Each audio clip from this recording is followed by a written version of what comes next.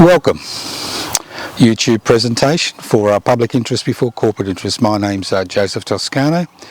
We will be looking at the role of green capitalism in the climate emergency. Now, a lot of people think, a lot of people don't even know what green capitalism is. Well, capitalism is a very simple concept. It's a private investment for private profit. I mean, the whole purpose of a capitalist society, it's a society which is based on the principle that private individuals and companies and corporations that are privately owned by individual owners or shareholders are able to work in the community to derive a profit. And irrespective of what you hear about capitalism, ultimately it's profit driven. If you don't make a profit, you go bankrupt. So in a capitalist society where there's minimal government regulation, as we have in Australia currently during the deregulation period we've been going through, we are at the mercy of privately owned companies. And they make a profits irrespective of the human, social, environmental and national costs. Now, what is green capitalism? And green capitalism is basically private investors, individuals and companies and corporations investing private money in energy production. Energy production that decreases greenhouse emissions and theoretically averts the climate emergency. And the single most important part of the stock market rise over the last 12 months during the COVID-19 era has not just been the virtual companies, the Mega Five, Google, Facebook, etc. But we've seen the rise and rise of companies which are involved in the production of green energy. Whether it's tidal, whether it's solar, whether it's wind farms. We are seeing the corporatisation of energy production, while our government in Australia continues to support the fossil fuel industry with the coal and gas. Most of the other parts of the world are beginning to realise there's no future as far as coal and gas is concerned, and they're putting their eggs in the green basket. So that's what green capitalism is.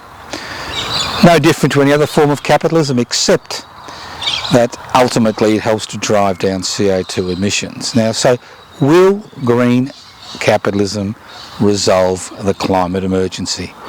Will it be able to address the climate emergency? Or is it nothing more than a band-aid which allows us to gain a little bit of our breath over the next 2 to 3 years as CO2 emissions are stabilised across the world, as the fossil fuel industry peters out? Well, I don't think that green capitalism is the answer as far as the climate emergency is concerned. Climate emergency, to be tackled, requires major modification, individual behaviour, community behaviour, worldwide behaviour. There's no point investing large sums of money by private corporations into green energy, into solar farms and wind turbines, so they can maximise their profits, ultimately at our expense, and ultimately at their inability to provide the energy necessary for a society which is not willing to change its focus. And I'm talking about radical change. Let's not forget that about 1/3 of CO2 emissions are not due to industrialisation, but they're due to agricultural industrialisation, industrial farming, which is mainly centred around meat production. And as people have more disposable income around the world, we are seeing more and more income going into people consuming meat, whether it's chicken, whether it's cow, whether it's beef, lamb, the list goes on and on. So meat production is a major issue in our society, and if we want to tackle the problem of CO2 emissions fundamentally and address increase in CO2 emissions, we need to look at meat production. We need to look at the amount of meat that is eaten. Doesn't mean that each and every one of us becomes a vegetarian or a vegan, but what it means is that meat production and consumption needs to decrease in order to decrease CO2 emissions. And that's really got nothing to do with green capitalism. It's actually counterproductive to capitalism, which is about maximising profits irrespective of the human, social, environmental and national costs. So we've got this dilemma that we need to decrease meat production in a society like Australia, where large tracts of land are used to produce meat, which is basically quite an inefficient use of energy. You need 10 times more energy to produce a kilo of meat than you need to produce a kilo of grain. So we need to make individual changes to our diet. We need to make changes as far as our community is concerned. We need to make changes, major fundamental changes to industrial agriculture, especially in terms of rearing animals. The second thing we need to look at, and it is coupled with increased meat consumption, the second thing we need to look at very seriously is deforestation and land clearing. Unfortunately in Australia, people don't understand how destructive land clearing is, and most land clearing that occurs in order to grow more animals for meat consumption. And Australia is one of the few places on earth, apart from Brazil, where land clearing continues on an industrial scale. And unfortunately for us, we are seeing the federal government abrogate its responsibility as far as land clearing and deforestation is concerned. And they are going to devolve the responsibility of deciding what is cleared and what is not to state governments, who are basically at the mercy of agribusiness and agri-industrial agriculture. So deforestation has been an issue for a long, long time. Land clearing has also been an issue for a long, long time. In order to tackle greenhouse emissions at the source, we need to do things which is obviously not capitalist inclined. It means less private investment for private gain as far as agriculture is concerned, a less private investment for private gain as far as industrial farming is concerned. These are issues that we need to address urgently. The third thing we need to look at in a very serious manner is consumption. Individual consumption rises when disposable income rises. And when you live in a capitalist society, which is a society based on individual private investment for private profit, what will occur is that individual consumption will increase, and that means increasing pressure on finite resources. And when you have a increasing population growth and finite resources and people wanting to enjoy the good things in life as they get more and more disposable income, the question of consumption becomes a very important issue. Individual consumption as far as community consumption and national consumption, and obviously multinational consumption. We need to look at the concept of producing goods, not because we derive a profit from those goods. And what we have currently is an economic system where people derive a profit from creating markets which don't satisfy human needs. They're just there to create profit for those who manipulate those markets. So we need to get back to the basics of human existence, which is creating an economy which takes care of human needs, the basic human needs, so that everybody in the world is actually able to access those human needs. And that's why public interest before corporate interests for a long time has been thinking, and his policies revolved around a universal basic income for all Australians, to give us that buffer where our essential needs are met, and we may not want to be involved in the consumptive process. So consumption is the third thing. The next thing I'd like to talk about is energy production.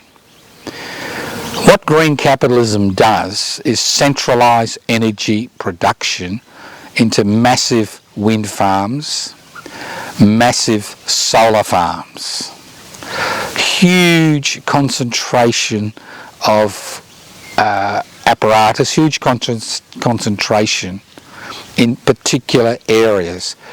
I mean, once you corporatise energy production, you need centralisation in order to maximise profits.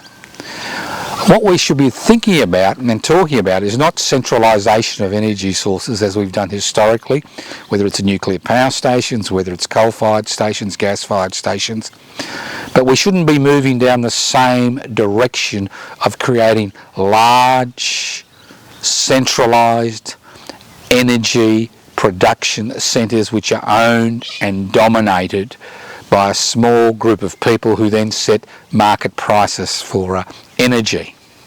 And that's what we are seeing. In Australia, we've just seen the purchase of a local wind farm, the biggest wind farms in Australia, to the largest wind farm corporation in the world for $900 million.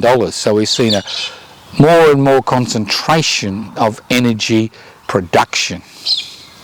What we should be looking at, concentration of energy production not only maximises profits for a minority and gives them control over the prices that we need to pay for energy, it also puts the community at great risks, especially in terms of social dislocation, in terms of war, in terms of depression, in terms of COVID-19 or any other pandemic. What we are seeing is the centralisation of energy sources which are naturally decentralised. Houses and units and flats around this country can be part of a national grid. It's important that we look at decentralisation.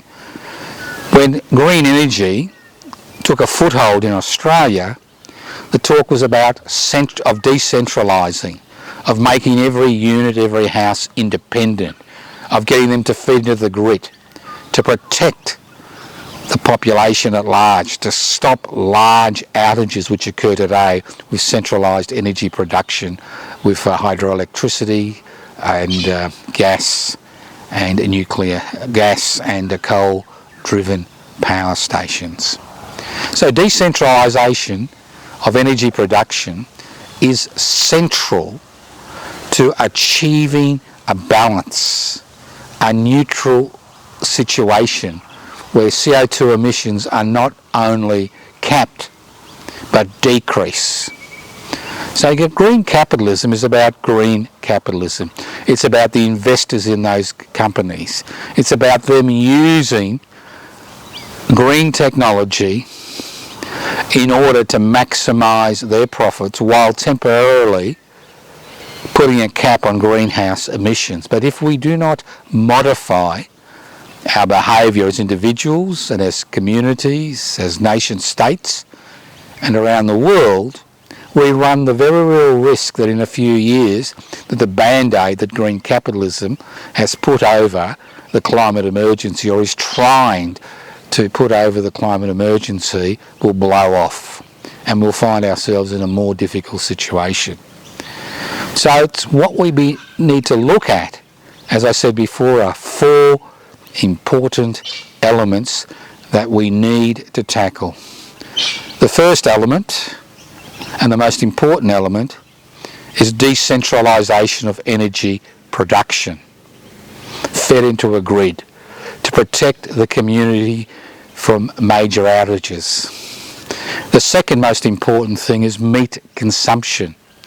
I'm not suggesting we all go vegan and vegetarian, although there are certain sections of the community that are suggesting it and are taking that direction, but we all need to decrease meat consumption because industrial agriculture, industrial farming of livestock produces about 1/3 of all the CO2 emissions in the world.